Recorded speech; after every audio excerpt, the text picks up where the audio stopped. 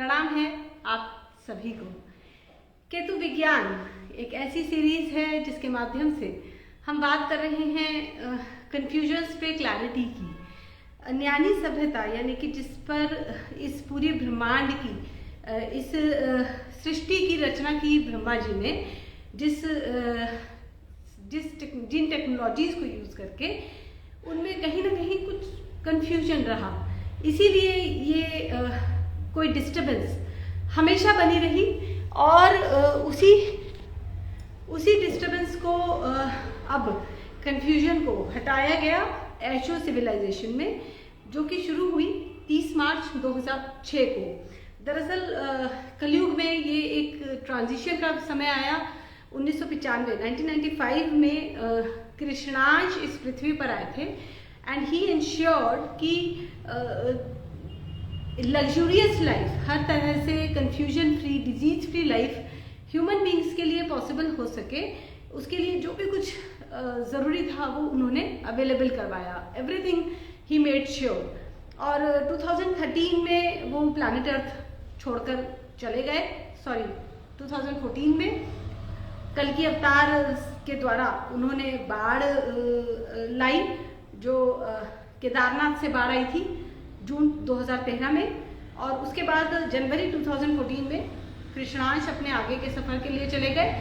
महाविष्णु जो पृथ्वी पर आते हैं तब कहलाते हैं कृष्णांश, लेकिन तब से कृष्णांश हवा की ऊर्जा बन गए हैं, यानी कि एनर्जी ऑफ एयर।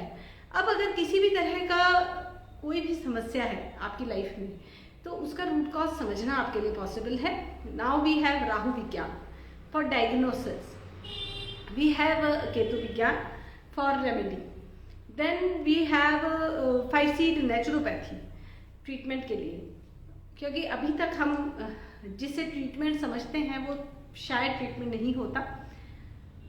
ट्रीटमेंट का मतलब है कि आपका शरीर अपनी नेचुरल स्टेट में आ जाए। कबीर जी का एक दोहा, मानव जो रखता रहा छोटे छोटे लक्ष्य, हो ना सका वो फिर कभी अपने ही समकक्ष। तो अपनी बेसिक ओरिजिनलिटी को समझना, सेल्फ रियलाइजेशन एंड उस लेवल पर रहना, उसे मेंटेन रखना and to do what exactly is your purpose. जो आप अपने साथ सामान लेकर आते हैं उसको यूज करना, इन सब चीज़ों के बारे में अश्विनी जी से आज हम डिस्कस करने जा रहे हैं। कुछ नाटक भैया दिल्ली वाले का वेलकम करते हैं आज के इस प्रोग्राम में। ये हमारे साथ जुड़े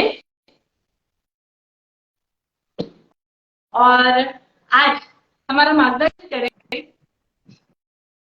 प्रणाम अश्विनी। प्रणाम। बहुत बहुत स्वागत आपका आज के इस प्रोग्राम में केतु विज्ञान में। कृष्णेश मंदिर अम्बाला की ओर से मैं आपका और अपने व्यूअर्स का अभिनंदन करती हूँ। आज से शुरुआत करते हैं डायरेक्टली इस बात से कि पर्पस ऑफ लाइफ एक पढ़ी लिखी कम्युनिटी में खासतौर से एक शब्द चलता है, what is the purpose of life. मेरी लाइफ का पर्पस क्या है? इसी को ढूंढने के लिए लोग अध्यात्म की तरफ जाते हैं, कुछ लोग लाइफ कोचेस की तरफ जाते हैं, सेल्फ हेल्प बुक्स हैं, या इस क्वेश्चन में उलझ कर रह जाते हैं, या कई बार एक सर्टेन एज पर ये अनाउंस करते हैं कि there is no purpose of life. क्या लगता है आपको, केतु विज्ञान क्या कहता है? What exactly is the purpose of life? Is there any purpose of life? ये आखिर ये चीज क्या है? ये प्रश्न स्वतः ही सबके मन में आता है, तो इसका आंसर क्या है क्या, और इसका आंसर ढूंढे कैसे, इसके बारे में आप प्लीज हमें बताएं।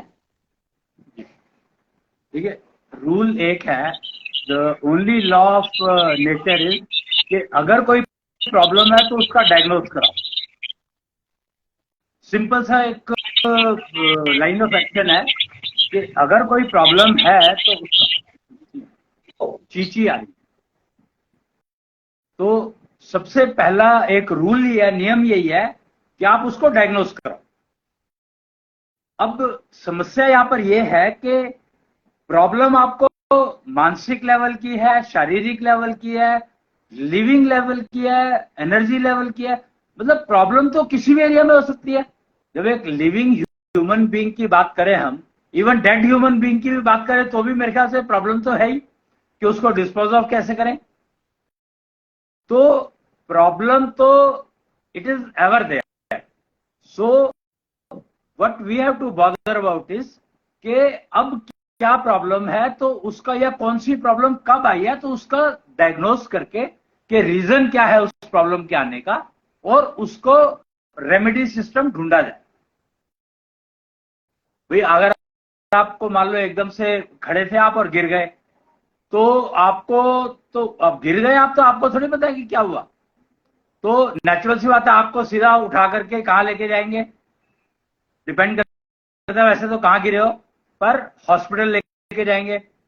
हॉस्पिटल में सबसे पहले डायग्नोज यही किया जाएगा कि किस कारण से गिरे, तो उसके लिए आपका बहुत सारा खून निकाला जाएगा, ब्लड टेस्ट किया जाएगा, एमआरआई किया जाएगा, और पता नहीं क्या क्या जो भी सिस्टम अवेलेबल है पैथोलॉजी लैब के हिसाब से या फिर डायग्नोस्टिक सेंटर के हिसाब से। तो डायग्नोस करना सबसे इंपॉर्टेंट है, पहला काम है डायग्नोस करना कि किस वजह से हुआ, गिरे क्यों। अब इसमें जो एक इश्यू आ जाएगा, कहेगा कि ले पहले गिरे क्यों ये ढूंढना शुरू कर दिया, और पहले उसका इलाज तो करो जो गिर गया है। तो अब यहां पर ये बात समझनी पड़ेगी लोगों को कि भैया इलाज तो करे, पर किस चीज का इलाज तो करना ही है, नेचुरली इलाज के लिए तो लाए ही हो, पर किस चीज का इलाज करें वो डायग्नोस तो करना ही पड़ेगा ना कि किस चीज का इलाज करें।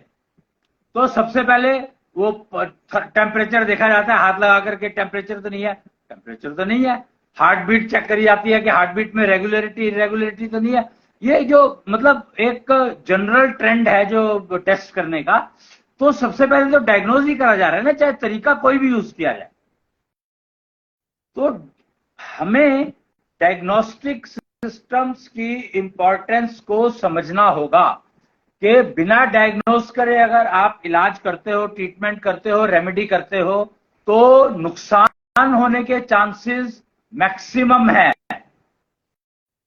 अगर आपने आंख बंद करके पहले एक दवाई दे दी कि चलो इसको पहले गोली दे देता हूं, पेन किलर जैसे नॉर्मली ले लेते हैं लोग कि बहुत ज्यादा पेन हुआ तो एक पेन किलर ले लिया और उसके बाद डायग्नोस कराना चाहते हैं, ठीक है, वो एक रास्ता है कि पेन किलर ले लिया आपने और डॉक्टर के पास जाओगे तो डॉक्टर भी सबसे पहले आपको पेन किलर ही देगा। उसका कारण क्या है? पेन किलर एक ऐसी मेडिसिन है जो आप मतलब बिना सोचे समझे ले लेते हो। उसका डायग्नोस यही है कि पेन हो रहा है और एक लेवल का क्रॉस कर गया पेन, तो आपको टेबलेट ले लेनी है।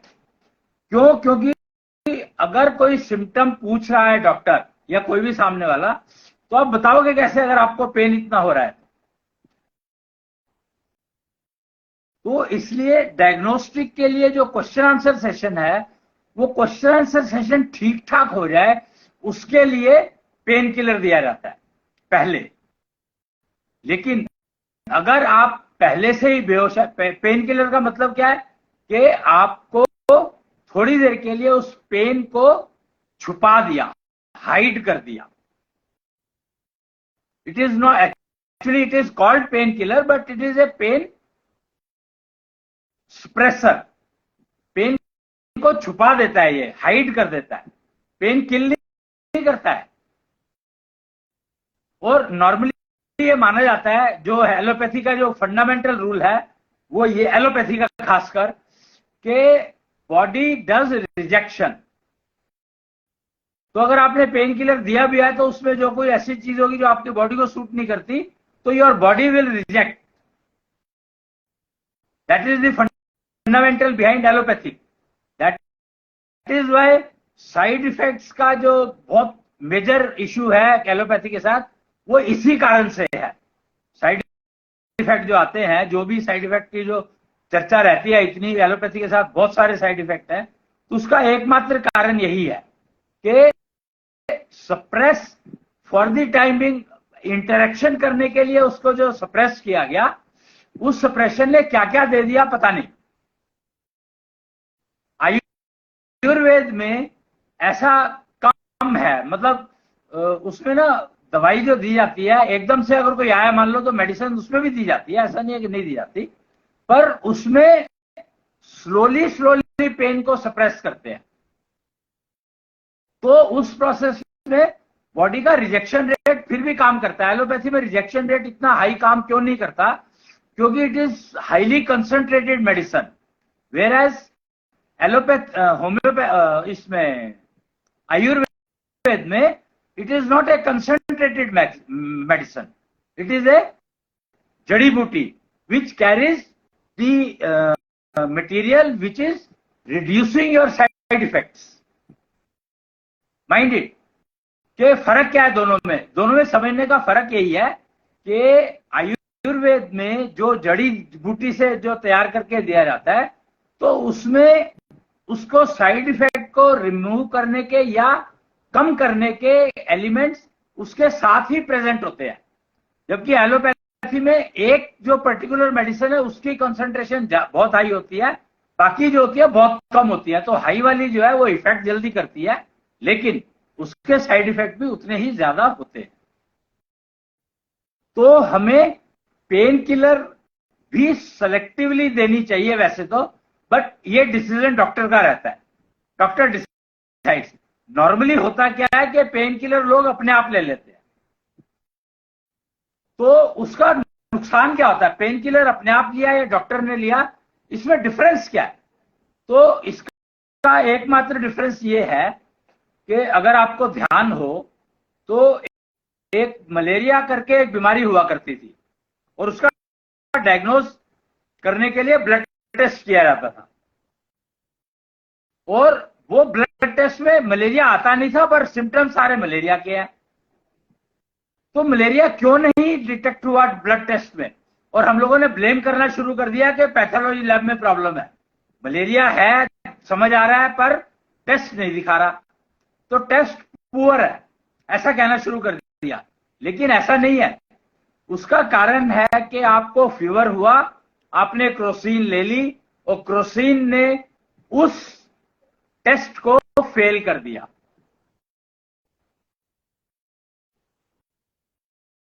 You understand? तो डिफरेंस है।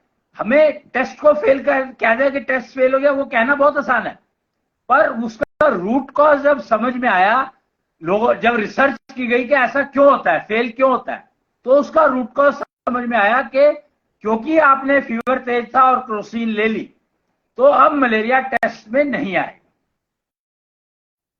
अब प्रॉब्लम क्या हो गई है कि अगर टेस्ट में मलेरिया नहीं आया है तो अब उसको दवाई क्या दे? अब डॉक्टर किस बेसिस पर उसको दवाई दे? सिम्टम उसको मलेरिया के दिख रहे हैं, टेस्ट में मलेरिया आया नहीं, नाउ व्हाट? तो यहां पर एक्सपेरिमेंटिंग शुरू हो जाती है, एक्सपेरिमेंटिंग ऑफ डायग्नोसिस। और इसीलिए जो पहले जो डायग्नोस्टिक सिस्टम था और आज का जो डायग्नोस्टिक सिस्टम है उसमें डिफरेंस क्या है? उसमें डिफरेंस है, डायग्नोस्टिक सिस्टम, पहले जो डायग्नोस्टिक सिस्टम था उसमें पल्स एनालिसिस किया जाता था, हार्ट बीट का एनालिसिस किया जाता था, वैद्य जो है नब्ज देखते थे, नब्ज ज्ञान कहते हैं उसको, नब्ज देखी जाती थी और तकरीबन 3 तरह के पैरामीटर्स का उनको पता था, वात, पित्त, कफ, और टेम्परेचर अगर ज्यादा है और कोई पर्टिकुलर कॉम्बिनेशन अवेलेबल है तो इसका मतलब मलेरिया पक्का है। तो उसमें एक्चुअली उसमें ना, चाहे तुमने क्रोसिन ली हो या ना ली हो, यहां पे जो मैं बेसिकली फर्क दिखाने की कोशिश कर रहा हूं, बताने की कोशिश कर रहा हूं, वो ये है कि अगर आप ब्लड टेस्ट पे जाते हो तो हो सकता है कि वो गलत रिपोर्ट दे दे, बिकॉज आपने कोई ऐसा काम कर लिया जिसकी वजह से ब्लड के पैरामीटर्स बदल गए। लेकिन अब जब हम पल्स डायग्नोस्टिक की बात करते हैं तो इवन इफ आपने मेडिसिन ले ली है क्रोसिन, तो भी आपका मलेरिया डिटेक्ट हो जाएगा। ठीक है? तो डायग्नोस्टिक सिस्टम बहुत इंपॉर्टेंट है। अब प्रॉब्लम यह हो गई है, अब मैं इसको प्रॉब्लम कहूं या क्या कहूं, कि अभी तक हमारे डायग्नोस्टिक सिस्टम ब्लड से रिलेटेड तो थे, पर हार्ट बीट एनालिसिस के बहुत कम सिस्टम थे, बहुत कम। यानी ईसीजी हो गया, मेरे ख्याल से ECG was the highest level, उसके बाद कुछ था ही नहीं। फिर उसके बाद एमआरआई आया, इन वो बड़े सारे टेस्ट आए ऐसे इस तरह के जो वाइब्रेशन एनालिसिस पर डिपेंडेंट थे। तो वाइब्रेशन एनालिसिस जो है that is not heart study of heart beat actually. The problem is you have to understand the difference between study of heart beat and study of vibrations. तो MRI वगैरह जो system है वो vibrations को study करते हैं, heart beat को study नहीं करते हैं। इसलिए उनके अंदर बहुत सारे एस्टिमेशन करने पड़ते हैं। You have to be expert of very high level to understand MRI, report of MRI. और वो नॉर्मली क्या करते हैं, लोगों ने हेल्दी पर्सन की एमआरआई बनाई और 1000 लोगों की एमआरआई बना ली और उसके ऊपर बेस करके स्टडी करते हैं बीमारों की।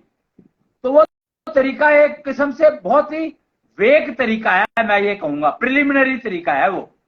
क्योंकि एस्ट्रोलॉजी अगर आप थोड़ी सी जानते हैं तो एस्ट्रोलॉजी कहती है कि 1000 कुंडलियां मैंने चेक की, 1000 लोगों की पैरामीटर्स मैंने चेक किए, तो उन सब में एक सिस्टम बिल्कुल कंसिस्टेंसी आ रही थी मेरे पास। लेकिन जैसे ही मैंने 1001वां सिस्टम देखा, कुंडली उठाई, तो उसमें वो पैरामीटर मैच नहीं कर रहे थे। तो मैंने क्या किया, साइंस ने क्या किया, साइंस ने कहा ओहो ये तो एक्सेप्शन है, और उसको एक्सेप्शन की लिस्ट में डाल दिया। और इस तरह से चलते चलते आज पोजीशन ये हो गई है कि हमारी एक्सेप्शंस की लिस्ट तो बहुत बड़ी हो गई है पर मेन लिस्ट बहुत छोटी सी रह गई है। तो अब क्या करें, ये तो प्रॉब्लम बहुत गहन है, पहली बात। दूसरी बात ये है कि अभी तो हम फिजिकल हेल्थ की बात कर रहे हैं, फिर हम लोग ब्रेन मैपिंग करते हैं, ब्रेन की हेल्थ की बात करते हैं, तो वो वाइब्रेशंस के ऊपर बेस्ड है। तो ब्रेन तो वाइब्रेशंस देता है कि नहीं देता पता ही नहीं है, क्योंकि हार्ट बीट वाइब्रेशन देता है, ब्रेन थोड़ी वाइब्रेशन देगा। ब्रेन कैसे वाइब्रेशन दे सकता है जी? जैसे लाई डिटेक्टर टेस्ट वो इसी पर काम करता है। जो लाई डिटेक्टर टेस्ट है जी, उसमें क्या होता है कि जब पर्सन झूठ बोलेगा तो उसकी बॉडी में कुछ अलग तरह की वाइब्रेशन आएगी, जिसके बेसिस पे डिसाइड किया जाता है कि ये झूठ बोल रहा है या सच। कोर्ट में भी ये मान्य है। तो यहाँ पे वाइब्रेशंस एक्चुअली एक पैटर्न पर चलती हैं, ये हम जानते हैं, इसलिए डायग्नोसिस के लिए यूज करते हैं। करेक्ट। तो ये हार्ट बीट एनालिसिस नहीं है, वो जो आपने लाई डिटेक्टर की बात करी, तो उसमें बहुत सारी जगह फेल हो जाता है लाई डिटेक्टर, और कोई भी थोड़ा सा अभ्यास करता है तो लाई डिटेक्टर इज फेल्ड। जो एमआरआई और ये सारे सिस्टम बार बार क्यों करने पड़ते हैं, यही कारण है कि हमें कॉन्फिडेंस नहीं हो पाता कि जो पहली बार में रिपोर्ट आई है वो ठीक है, या जिस मशीन से पहली बार रिपोर्ट आई है हम चाहते हैं कि एक दूसरी मशीन से और रिपोर्ट ले ले, सेकंड ओपिनियन जिसको कहा गया है। और मुझे एक बात बताओ कि एक छोटा सा क्वेश्चन यहां पर उठता है कि एक कंपनी है जो एमआरआई मशीन बना रही है, तो वो जितनी मशीन बनाएगी सारी एक जैसी होंगी, तो फिर मशीन का फर्क कहां से आ गया? फिर सेकंड ओपिनियन का मतलब क्या है? ये समझने वाली बात है। तो सेकंड ओपिनियन तब तो फायदेमंद है जबकि कोई डायग्नोस दूसरे तरीके से किया जा रहा हो। एक मशीन से किया, एक हार्ट बीट से किया, एक तीसरे टाइप की मशीन से किया, एक चौथे टाइप की मशीन से किया, तब तो सेकंड ओपिनियन का मतलब है कि 4-5 तरह की अलग अलग रिपोर्ट्स आई हैं, अलग अलग एक ही तरह की मशीन से नहीं, अलग अलग टाइप की मशीन से। किसी ने हार्ट बीट एनालिसिस से किया, किसी ने नब्ज एनालिसिस से किया, किसी ने वो ब्लड टेस्ट से किया, पैथोलॉजी लैब से किया, किसी ने एमआरआई से किया। तो इन 5-6-7 लोगों की रिपोर्ट मिलाकर के रिजल्ट निकालोगे, फिर भी शायद कुछ निकल कर आए। लेकिन होता क्या है, जब हम इतने सारे टेस्ट के चक्कर में पड़ते हैं तो पेशेंट मर जाता है। क्यों? क्योंकि ऑपरेशन होना, एक्सीडेंट हुआ था, पेशेंट आया बेड के ऑपरेशन थिएटर के अंदर सीधा इमरजेंसी, तो अब क्या करें? इसलिए इसलिए ये बहुत ही इंटरेस्टिंग फैक्टर है कि डायग्नोस, अगर हम heart vibrations etcetera secondary parameters को टेस्ट करना छोड़ दें, सेकेंडरी टेस्ट पैरामीटर से अगर हम किसी डायग्नोस करेंगे तो उसमें एरर आने के चांसेस बहुत ज्यादा है। और अभी कोरोना के टाइम पे ही मुझे लोगों ने बताया कि मेरे को सिम्टम फील हो रहे हैं कि मेरे को कोरोना है। उन्होंने एक बार टेस्ट किया नहीं, नेगेटिव, दूसरी बार टेस्ट किया नेगेटिव, तीसरी बार टेस्ट किया नेगेटिव, मतलब अलग अलग जगह से करा रहे हैं, एक ही जगह से नहीं कराया उन्होंने। कहते हैं कि मैंने 5 टेस्ट कराए तो छठे टेस्ट में जाकर के पॉजिटिव आया। अब बताओ कि साइंस तो टोटल फेल हो गई ना। साइंस कहती है कि 5 में से 3 बेस्ट लो या 3 में से 2 बेस्ट लो, और यहां पे तो 6 में से 1 जो लास्ट वाला है उसको बेस्ट ले लिया। तो इसका मतलब ही वांटेड टू मेक श्योर कि मेरा कोरोना पॉजिटिव जब तक नहीं आता मैं टेस्ट करवाता रहूंगा। मतलब कमाल है, मतलब कमाल है कि नहीं है। और ऐसा कितने लोगों के साथ हुआ होगा, आई कांट इमेजिन। ये तो एक एग्जांपल है जो मेरे को स्वयं उसने पेशेंट ने बताया। मतलब पेशेंट क्या, जानकार थे, बात हो रही थी, चर्चा हो रही थी, कोविड के अलावा कोई पॉइंट था ही नहीं डिस्कशन के लिए पहले तो उन्होंने बताया। हाँ, एक और 2-3 लोगों ने ऐसा बताया मेरे को कि हॉस्पिटल जाकर के टेस्ट करा के आए, लैब वालों को घर में बुलाया तो टेस्ट करवाया। इस तरीके से उन्होंने 5-6 बार टेस्ट कराए, 5 बार नेगेटिव, 1 बार पॉजिटिव। तो किस चीज को ठीक मानोगे तुम? तो एक्चुअली तो इसमें जो ठीक माना जाएगा वो बॉडी के सिम्टम्स को माना जाएगा। अगर आपको खांसी है, जुकाम है, लगातार बुखार है, बॉडी में पेन है, तो हो सकता है आपको कोरोना हो। अगर आपको ऐसा कुछ नहीं है, हो सकता है आपको कोरोना नहीं। तो बात तो यही है कि हो सकता है वाले कारण ही तो टेस्ट कराए थे इतने सारे। जब हो सकता है वाला कारण था तभी तो टेस्ट कराए। पर मैं तो डॉक्टर नहीं हूं ना, मेरे को सिम्टम फील हो रहे हैं, मैं तो डॉक्टर नहीं हूं, तो मैं क्या करूं?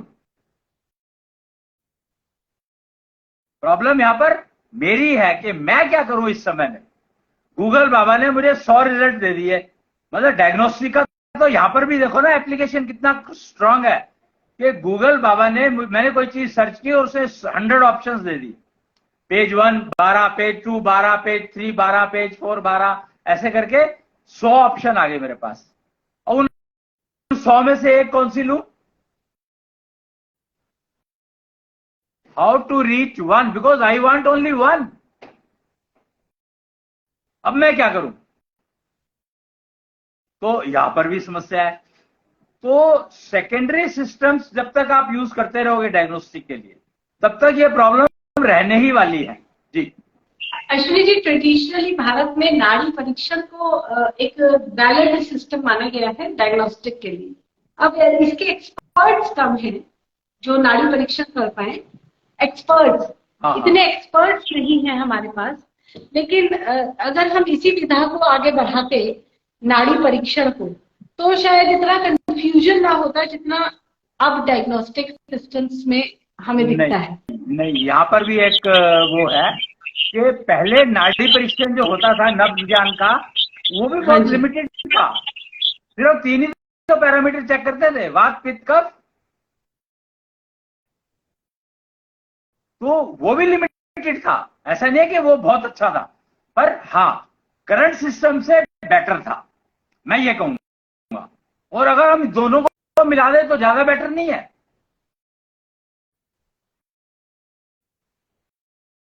अगर हम इन दोनों को मिला दें तो ज्यादा बेटर है। पर पहले वाला जो सिस्टम है उसके एक्सपर्ट ही अवेलेबल नहीं है। तो इसका मतलब हमें उस सिस्टम को रिवाइव करना चाहिए। एक्सपर्ट बहुत ज्यादा अवेलेबल नहीं है, पर कुछ तो अवेलेबल है। किताबें बहुत अवेलेबल है, पुस्तकें बहुत अवेलेबल है, वेदों में सारा ज्ञान दिया हुआ है इसका। तो उसको रिवाइव करना चाहिए, है कि नहीं? तो दोनों सिस्टम को मिला करके फिर भी हम कुछ ठीक रिजल्ट्स पर पहुंच सकते हैं। मेरा जो मेन पर्पस बताने का वो ये है जी। अश्विनी जी, अगर हम डायग्नोस्टिक की बात करते हैं तो हमें 80% या 90% करेक्ट रिजल्ट नहीं चाहिए होता, हमें 100% करेक्ट रिजल्ट चाहिए। अगर हम तो अपनी आपको तो अभी 5% भी नहीं मिल रहा है, अभी तो मिल आपको नहीं 5% भी नहीं मिल रहा है। मिल नहीं रहा है, ये बात आपकी ठीक है। इसलिए ये भी एक फैक्ट है कि जो जो हम इलाज कराते हैं मर्ज बढ़ता है।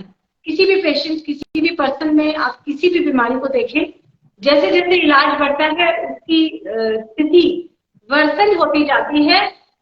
टोटल टोटल हेल्थ की मैं बात करूँ तो, एंड दैट इज और ये मैं एक नेचुरोपैथ हूँ, लेकिन फिर भी मुझे कहते हुए दुख होता है कि नेचुरोपैथी में भी ये है। हम नेचुरोपैथी के जो ट्रेडिशनल मेजर्स हैं उसको यूज करके जब हम पेशेंट को ट्रीट करते हैं, स्टिल हम पाते हैं कि पेशेंट की स्ट्रेंथ, बॉडी की जो ताकत है, वर्किंग एफिशिएंसी, वो बहुत ज्यादा गिरती है। और वो सिर्फ अपने हेल्थ मैनेज करने में ही पूरा दिन लगा देता है पेशेंट। अपने आप को हेल्दी रखना यही काम है पूरे दिन में। तो काम कब करेगा, कैसे करेगा? राइट। तो नाउ अगर हम बात करते हैं नई टेक्नोलॉजीज की, हम बात कर रहे हैं एडवांसमेंट की, तो डायग्नोस्टिक के लिए भी तो हमें कुछ एक्यूरेट टेक्नोलॉजीज चाहिए जो अगर मगर शायद जैसे शब्द हटा दें। राइट। तो उसी के लिए राहु विज्ञान एक स्पेशल साइंस, कहते हैं स्पेशल साइंस, विशेष ज्ञान, राहु विज्ञान के नाम से एक डायग्नोस्टिक सिस्टम है जो हार्ट बीट एनालिसिस पर डिपेंडेंट है। Purely heart beat analysis, no addition, no secondary, no primary, heart beat की स्टडी के ऊपर डिपेंडेंट है वो राहु विज्ञान सिस्टम। तो वो डायग्नोस करता है, और वो डायग्नोस क्या करता है? अब प्रॉब्लम पता है क्या हो गई आज की तारीख में? अगर मैं देखूं, जैसे आयुर्वेद के लोग जो कहते थे, या पहले जो नब्ज ज्ञान के लोग थे, वो वात पित्त कफ टेस्ट करते थे। तो वात पित्त कफ मूल प्रकृति तो है नहीं, ये तो दोष है। इनको दोष कहा गया, त्रिदोष। और 3 दोषों की स्टडी को आयुर्वेद कहा जाता था। 3 दोषों को इलाज करने का जो रिजल्ट था वो आयुर्वेद था। एलोपैथी में इन 3 दोषों से हजारों बीमारियां आ गई। एलोपैथी ने उसको थोड़ा सा वो किया, मॉडिफाई किया मैं कहूंगा। तो वो कफ है, कफ के 50 रूप बना दिए उन्होंने, 500 रूप बना दिए, क्योंकि कंसंट्रेशन पर वो हो गया कि ब्लड के ऊपर टेस्टिंग शुरू करके, और ब्लड जितने जो केमिकल उसके अंदर प्रेजेंट है, जो स्टडी हो पाए, उनको स्टडी करना शुरू किया। तो उन्होंने दोष ही स्टडी, तो वो भी दोष ही कर रहे हैं। अब राहु विज्ञान कहता है कि दोष स्टडी करने का कोई लाभ नहीं है, चाहे वो आयुर्वेद हो, चाहे वो एलोपैथी हो, चाहे वो होम्योपैथी हो, चाहे वो कोई भी सिस्टम, कोई भी पैथी हो। जी। पेशेंट बीमार है तो उसको कोई ना कोई कष्ट है, तो दोष ही तो स्टडी करेंगे। बीमारी है तो चुभ रहा है, तो कांटा ही तो है जो चुभ रहा है, तो कांटा ही तो ढूंढेंगे कहाँ है। कांटा तो निकाल दिया तुमने, कांटा तो निकाल दिया तुमने, पर कष्ट तो कांटा निकालने के बाद शुरू होता है। कष्ट तो कील लग गई आपको, कील निकाल लिया आपने, तो कष्ट तो उसके बाद ही शुरू होगा ना। एंटीबायोटिक लोगे और वो इतनी सारी दवाइयां लेनी पड़ती है, क्यों? क्योंकि ये मान लिया जाता है कि अगर कील लगी है तो आपको ये दोष आ गए होंगे। प्रिकॉशनरी मेजर के नाम पे आप इतनी दवाई खा लेते हो।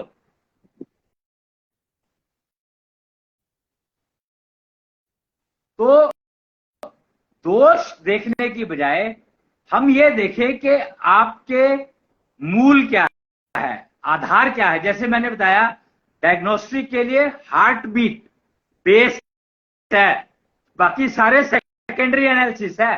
प्राइमरी एनालिसिस अगर कहेंगे तो वो हार्ट बीट का एनालिसिस है। और हार्ट बीट को भी प्योर और इम्प्योर कर देते हैं। ईसीजी जो है वो आपकी हार्ट बीट को इम्प्योरिटी इंट्रोड्यूस करता है एक्चुअली तो, इसीलिए वो अब तक 3 या 4 5 से ज्यादा नहीं बढ़ पाया आगे। उसका कारण है कि वो एक उसको जो सिग्नल पकड़ने के लिए जो सिस्टम है वो इतना कॉम्प्लेक्स है कि वो उस हार्ट बीट को ही पहले डिस्टर्ब करता है। तो उस डिस्टर्बेंस को कम करने के लिए कुछ फिल्टर ऐसे लगाने पड़ते हैं जिससे कि आप वो पैरामीटर्स बढ़ा नहीं सकते, 3 5 से ज्यादा जा नहीं सकते।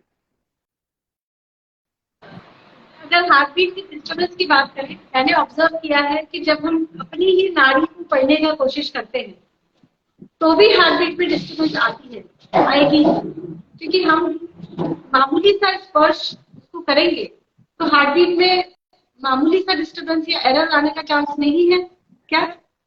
बहुत ज्यादा है, मामूली सा नहीं है, बहुत ज्यादा चांस है। क्योंकि जब आप देखो, आप एक योग शब्द को समझो। यहां पर योग शब्द क्या है? दो लोगों की हार्ट बीट। योगा की बात नहीं कर रहा हूं मैं, योग की बात कर रहा हूं। 2 लोगों की हार्ट बीट, अगर आपके मन और बुद्धि डिस्टर्ब क्यों रहते हैं हर इंडिविजुअल के, उसका कारण है कि हार्ट बीट से वो सिंक्रोनाइज नहीं है। जैसे जैसे आपके मन और बुद्धि हार्ट बीट से सिंक्रोनाइज होने लगेंगे वैसे वैसे आप शांत होते चले जाएंगे, समझदार होते चले जाएंगे, आपको प्रॉब्लम समझ में आने शुरू हो जाएंगी, आपको प्रॉब्लम दिखने लगेंगी,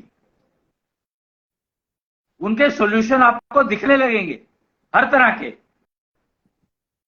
लेकिन जब आप हार्ट बीट पढ़ने के लिए दूसरे की हार्ट बीट पर अपनी हार्ट बीट रखते हो तो नेचुरल सी बात है कि जिसकी हार्ट बीट स्ट्रांग होगी वो दूसरे को इफेक्ट करेगी।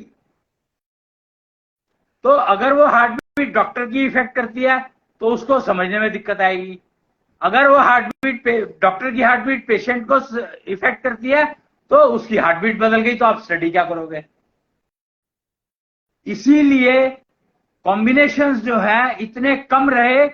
आज भी कहते हैं कि पूरे वर्ल्ड का नब्ज ज्ञान जोड़ दो, हार्ट बीट एनालिसिस, उसको एक ब्रांच ही बना दिया, पल्मोनरी एनालिसिस, पल्मोनरी टेक्नोलॉजी कुछ ऐसे करके कहा जाता है उसको, पल्स एनालिसिस। तो उसमें सारे वर्ल्ड की जानकारी को जोड़ दो तो वो 300 350 हार्ट बीट के वेरिएशन बताती है मैक्सिमम। ऐसा सुनने में आया है, ऐसा कोई डॉक्यूमेंट है, बुक्स है कोई छपी हुई, उनके ऊपर लिखा हुआ है। नब्ज ज्ञान की अगर किताबें ढूंढेंगे आप तो आपको मिल जाएगी। तो उसका एकमात्र कारण यही है कि वो जो ब्रांच डिवाइस वो की गई है एलोपैथी और आयुर्वेद की पुट टुगेदर स्टडी से। जो कि मैं कह रहा था कि अगर मान लो दोनों को मिलाकर के डायग्नोस करेंगे तो रिजल्ट बेटर आने के चांसेस हैं। तो जब दोनों को मिलाकर के स्टडी करी गई तब हम 300 350 तक पहुंच पाए, नहीं तो संभव नहीं था। और आयुर्वेद की अगर खाली बात करें तो 10-12 से ज्यादा जा ही नहीं सकता। 3 के कॉम्बिनेशन कितने हो सकते हैं? ज्यादा से ज्यादा 10-12, इससे ज्यादा हो ही नहीं सकते। फिर एलोपैथी में कफ है उसके 30-40 कर दिए, वात है उसके 15-20 कर दिए, और तीसरा क्या पित्त है तो उसके 15-20 कर दिए। तो टोटल मिला के 100 हो गए, 125 हो गए, 150 हो गए। तो ऐसे दोनों का मिलाकर के करीब 300 350 तक तो पहुंच चुके हैं लोग। पूरा वर्ल्ड की बात कर रहा हूं मैं, ग्लोबल। जबकि राहु विज्ञान का डायग्नोस्टिक सिस्टम कहता है कि there are 72 crore type of variations possible. अब करोड़ बिलियन को कहते हैं, किसको कहते हैं मुझे पता नहीं है। मिलियन 10 लाख को कहते हैं, तो 1 करोड़ में 10 मिलियन हुए, तो 720 मिलियन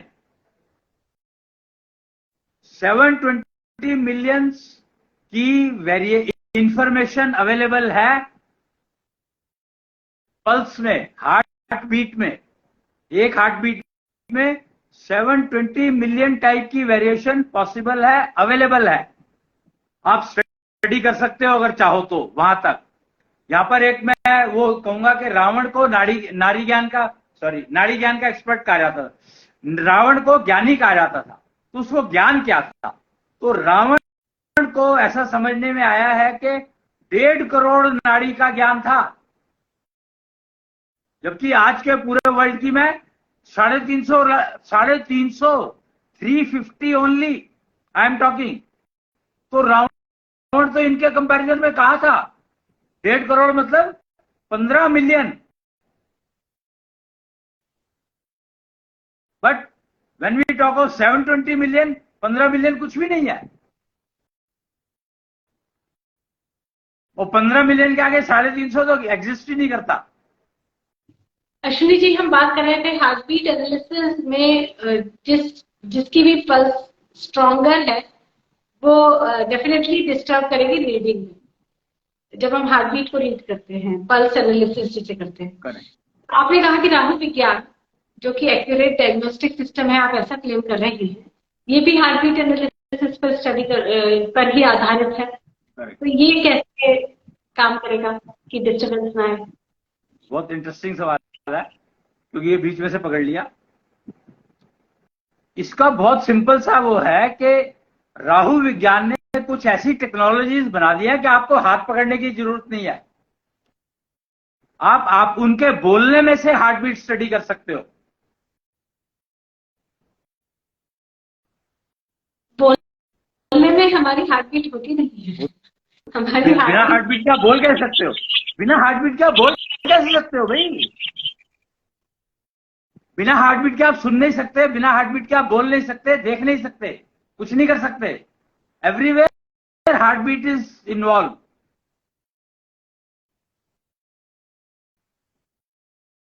तो कम्युनिकेशन में ही आपकी हार्ट बीट की स्टडी हो सकती है, और उसके लिए कुछ पैरामीटर्स मांगे जाते हैं। तो आपको हाथ लगाने की जरूरत नहीं है, आप कर सकते हो। अच्छा, इसमें एक सवाल, मैं यहां पर और पॉइंट बताना चाहूंगा कि नॉर्मली कहते हैं कि मोबाइल से कम्युनिकेशन हो रहा हो तो भी आप हार्ट बीट निकाल सकते हैं उसमें से, क्योंकि आवाज तो आ रही है ना। नहीं निकाल सकते। हम मोबाइल से कैसे किसी की हार्ट बीट निकालेंगे? हम आवाज से कैसे निकालेंगे? उसमें एक्यूरेसी नहीं आएगी। अरे हार्ट बीट तो आवाज से, किसी की स्पर्श से ही नाड़ी को रीड करना इज वेरी वेरी डिफिकल्ट। इसीलिए गिने चुने एक्सपर्ट सिस्टम है दुनिया में है, छूकर भी हम नाड़ी को रीड नहीं कर पाते हैं। तो बिना छुए आवाज से या मोबाइल पे ये प्रैक्टिकली तकरीबन असंभव लगता है।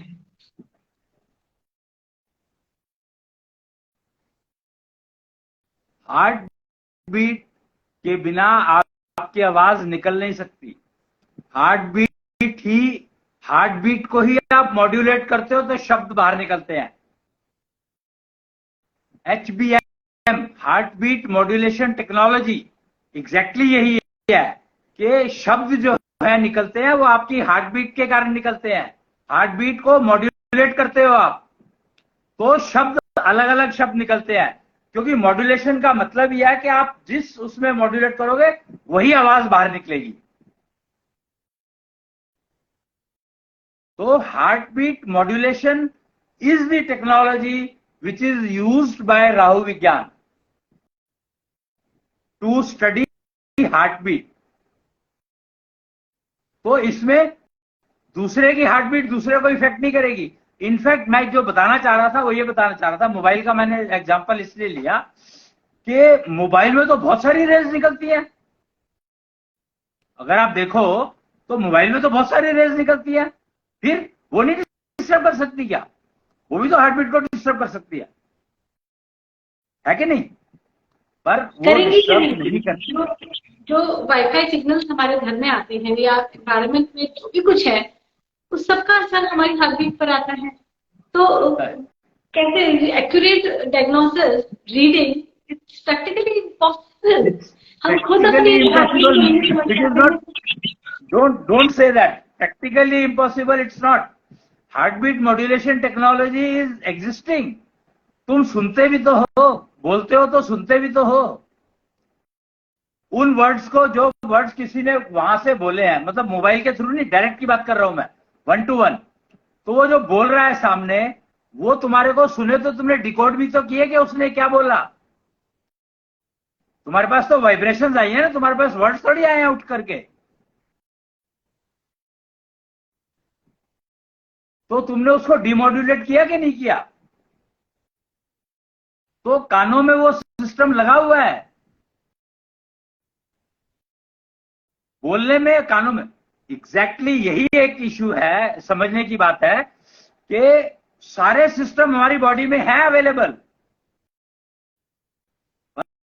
पर हम उनको मेंटेन नहीं कर पाते, हम उनको ठीक नहीं रख पाते। समस्या ये है, हम सोचते हैं कि मोबाइल की जो वाइब्रेशन है या ये जो वाइब्रेशन है वो वाइब्रेशन है, फलाना ठिकाना है, वो नुकसान करती है। आप उनको बहुत इजीली रिजेक्ट कर सकते हो, बट आना चाहिए। अगर आता नहीं है तो कैसे करोगे? आता है तो आराम से कर सकते हो, कोई प्रॉब्लम है ही नहीं। डीमोड्यूलेशन में डीमोड्यूलेट करो ही मत उनको, वो तो मॉड्यूलेटेड तो सब चीजें हैं। जो चीज तुम्हें डीमोड्यूलेट करनी है वो करो, बाकी को जाने दो, स्क्रैप। जैसे आप ये इसको समझो, फ्रूट खाते हो आप, तो फ्रूट में जो चीज नहीं खानी है उसको आप निकाल के फेंकते हो कि नहीं फेंकते हो? बस इसी तरह से जो वाइब्रेशन आपको नुकसान करती है उनको रिजेक्ट कर दो।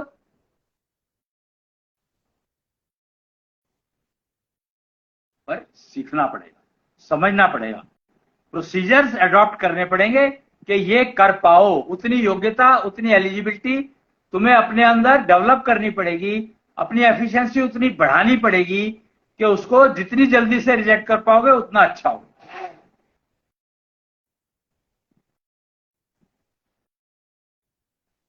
तो इनमें कोई भी चीज इम्पॉसिबल नहीं है, पॉसिबल है हर चीज। Everything is possible and it has been made possible by Rahu Vigyan, Ketu Vigyan and all other branches which are available. जी अश्विनी जी, राहु विज्ञान की डायग्नोस्टिक सिस्टम को आपने क्या टेस्ट किया है, कितने लोगों पर? पहली बात। दूसरी बात की किस तरह की प्रॉब्लम्स को हम इसमें डायग्नोस कर सकते हैं? एक तो फिजिकल बीमारियां आ गई, हेल्थ बीमारियां, हेल्थ इश्यूज, एक मेंटल हेल्थ इश्यूज, तनाव, डिप्रेशन, फियर, इस तरह की समस्याएं। तीसरा जो समस्याएं हमें समाज में मिलती हैं वो है रिलेशनशिप डिस्टर्बेंस। बहुत ही ज्यादा ये प्रॉब्लम अकर कर रही है। राहु विज्ञान कौन कौन से एरिया में एक्यूरेटली हमें रिजल्ट्स देता है? राहु ज्ञान प्राइमरीली 3 चीजों को समझता है, only 3 things: mind, brain and body. Body में senses and mind, your thinking capability and decision making capability, your brain. Memory has no value, we do not consider value memory, we are not interested in memory, we are not interested in anything except these 3: mind, brain and body. और mind, brain and body में कौन सा disturb हुआ, we actually acknowledge them as seeds, 3 seeds. One is seed, mental seed, physical seed and spiritual seed. So 3 seeds we consider. Spiritual seed is your brain and mental seed is your body, and third one is mental physical seed, mental seed and spiritual seed. Spiritual seed. So mental seed is your mind. Mental seed is mind. Physical seed is brain. Physical is senses, 5 senses. Physical seed is 5 senses. Physical seed is 5 senses. Mental seed is mind and spiritual seed is brain.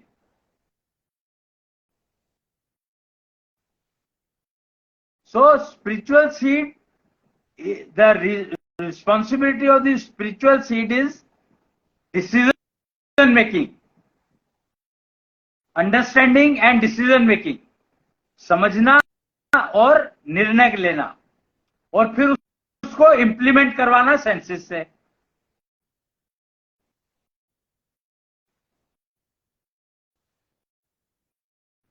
को spirituality को हम लोग normally self realisation पता नहीं किन किन चीजों से जोड़ते हैं, अध्यात्म।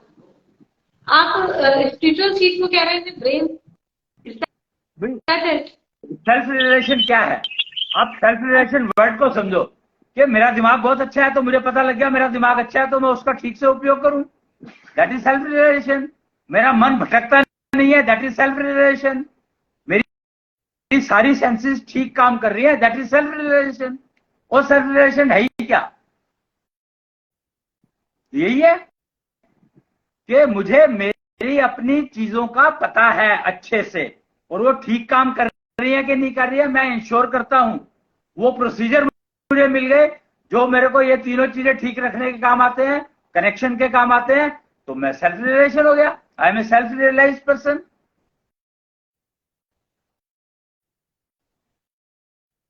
तो जी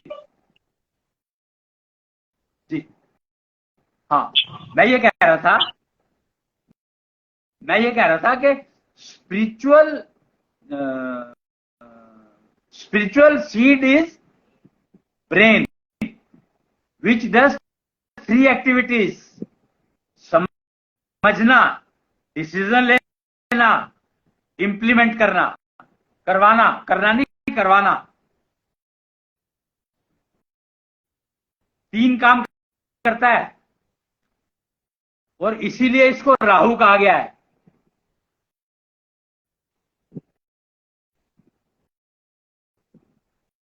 तो जिसका राहु स्ट्रांग है उसका स्पिरिचुअल एलिजिबिलिटी बहुत अच्छी है, spiritual seed is very healthy.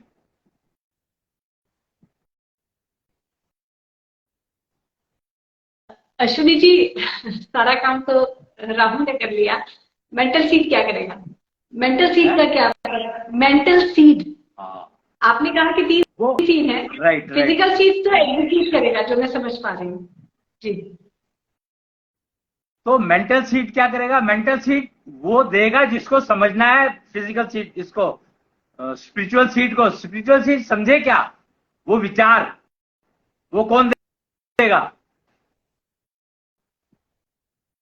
वो मेंटल सीड देगा। यानी कि अगर हमारे मन में बुरे बुरे विचार आ रहे हैं तो इसका मतलब या मन भटकता है, यानी कि हमारा मेंटल सीड में कहीं डिस्टर्बेंस है। Correct, absolutely. ओके, तो can be make our mental seed healthy? क्योंकि कहते हैं कि मन को तो आज तक कोई साध ही नहीं पाया, मन को तो जीतना मुश्किल है, मन को समझना तो बहुत आसान है। सी, दैट इज द प्रॉब्लम। मन को समझना तो सबसे आसान है। योर 5 सेंसेस और 6 सेंसेस आर कनेक्टेड विद मन, दैट्स इट।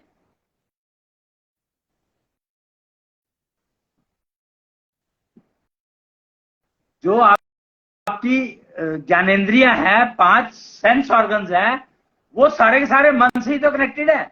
विचार तभी तो बनता है, देखने से ही तो विचार बना, सुनने से ही तो विचार बना, बोलने से बोला तो क्या स्वाद आया तो विचार बना, स्मेल आई तो विचार बनी, टच करके देखा हार्ड है सॉफ्ट है, विचार बना, सेंसिटिव है नहीं है।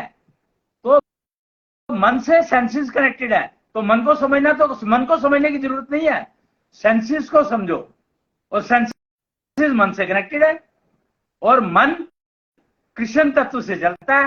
बस 3 ही तो लाइनें हैं।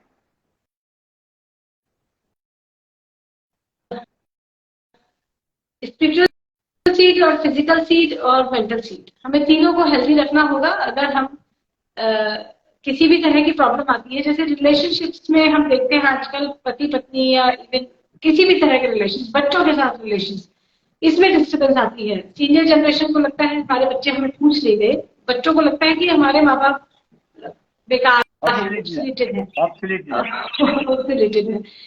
यहाँ कौन सा सीड डिस्टर्ब है? एग्जैक्टली। तो अब आपने मन को बहुत अच्छा कर लिया, स्पिरिचुअल सीड भी चलो आपने एक समाव अच्छा कर लिया, आपने हेल्थ, फिजिकल हेल्थ भी मेंटेन कर ली, पर are they connected with one? Are they connected well? with what these three things are connected with what? आपका मेंटल सीड और फिजिकल सीड और स्पिरिचुअल सीड, कनेक्शन कैसे है इनका आपस में, कनेक्टिविटी क्या है, how they are put together, that is called Shukra, that is called energy. Shukra gives you energy, Shukra gives everything. Shukra is a connectivity between all the three these.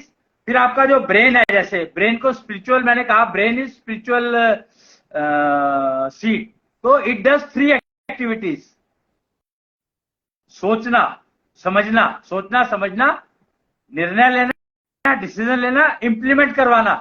तो ये तीनों फैक्टर कैसे कनेक्टेड है? ये भी शुक्र से कनेक्टेड है. वो कहते हैं ना, brain has two sides. This is the reason it has actually three.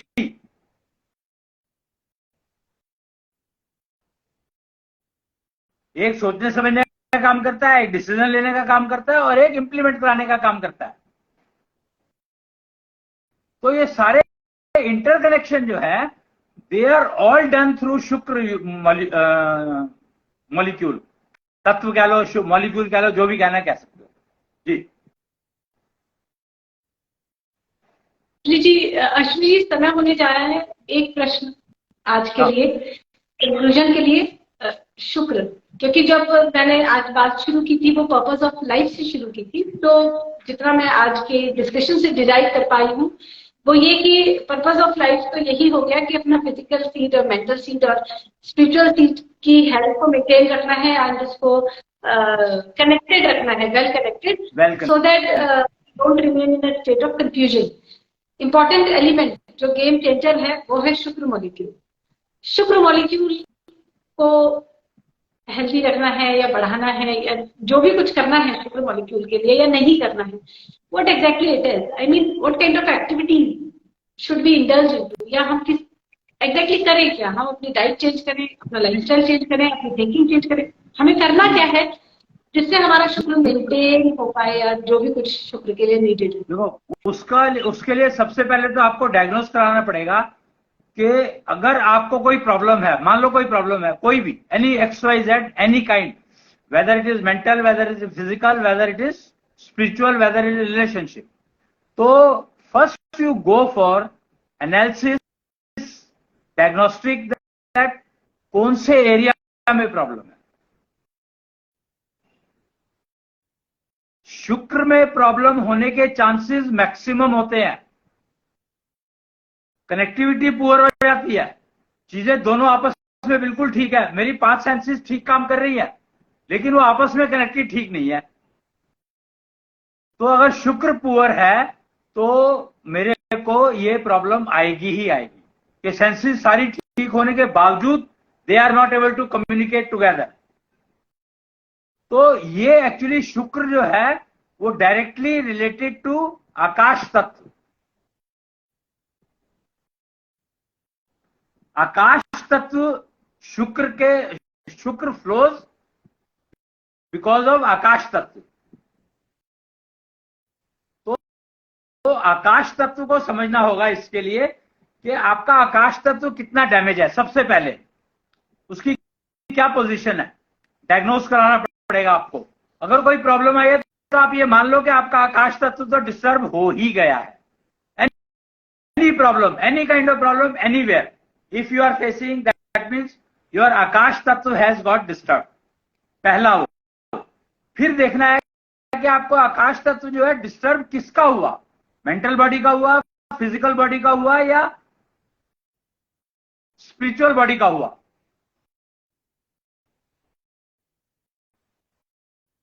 तो वो आकाश तत्व डिस्टर्ब है किसका हुआ, फिर उस आकाश तत्व को रिकवर करने का प्रोसीजर कि केतु विज्ञान देता है. राहु विज्ञान डायग्नोस करके बता देगा कि आपका आकाश तत्व डिस्टर्ब हुआ, किस बॉडी का हुआ, और उसने कौन सा एलिमेंट, कौन सा वात पित्त कफ, कौन सा दोष जनरेट कर दिया. आप समझे, 2 चीज हो गई. अभी तक हम लोग जो वात पित्त कफ स्टडी करते थे आयुर्वेद के एंगल से, तो उसमें मेंटल बॉडी का वात पित्त कफ बहुत मुश्किल से आता था, बहुत कम आता था, रिलेशनशिप का तो आता ही नहीं था। पर यहां पर आपके सारे आ जाते हैं, बिकॉज वहां पर बॉडी एक डिफाइन करी गई थी, यहां पर बॉडी 3 डिफाइन कर दी गई है। 3 seeds of the body. Living human being has these 3 seeds which have to be understood. अब ये देखो, अगर मान लो इसी को लेकर के चले कि we have 3 seeds and all the 3 seeds can have 3 kind of doshas, तो आपका दायरा इतना बड़ा हो गया अपने आप ही, डायग्नोसिस का सिस्टम कितना बड़ा हो गया। तो वो यही ऑलरेडी 1000, 2-4 हजार, 5,000 पर आपको ले जा सकता है।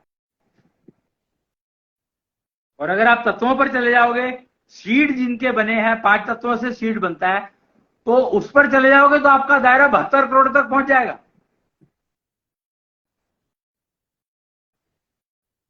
जी,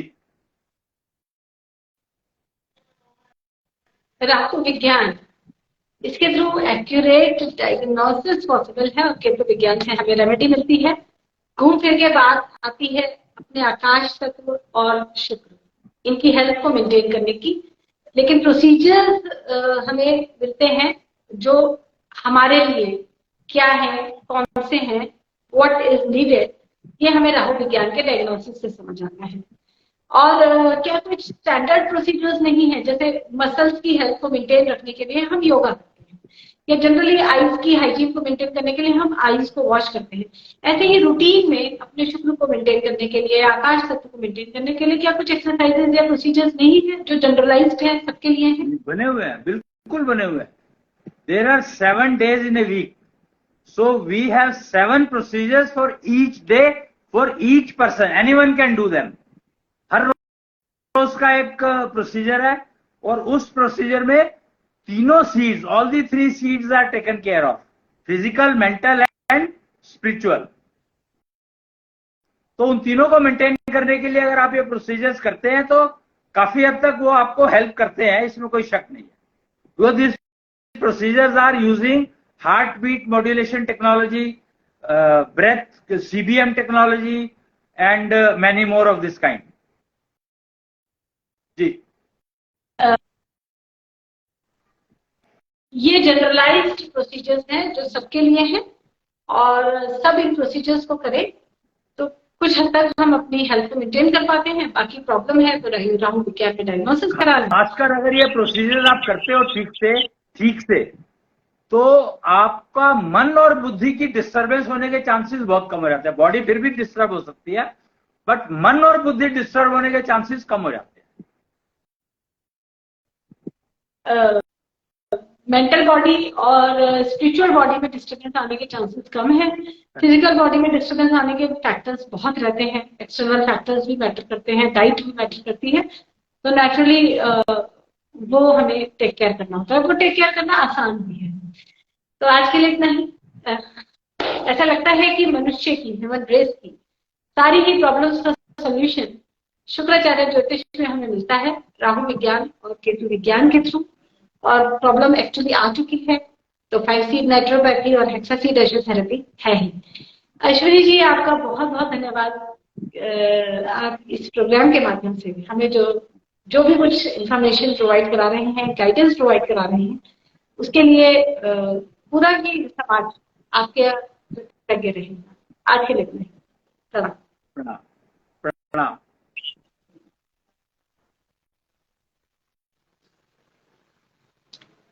टेक्नोलॉजी को यूज करके हम कितना अपनी लाइफ को इम्प्रूव कर सकते हैं, ये मुझे बताने की जरूरत नहीं है। आप यदि ये वीडियो देख रहे हैं तो नेचुरली आप मोबाइल यूज कर रहे हैं या लैपटॉप या कंप्यूटर यूज कर रहे हैं, इंटरनेट सिग्नल्स आपने लगाए हैं, आपके पास एक साउंड स्पीकर सिस्टम है, ठीक ठाक स्पीकर सिस्टम है, विजुअल्स आपको आ रहे हैं, तब आप इस वीडियो को देख पा रहे हैं। टेक्नोलॉजी क्या कुछ नहीं कर सकती, ये हम जानते हैं, समझते हैं।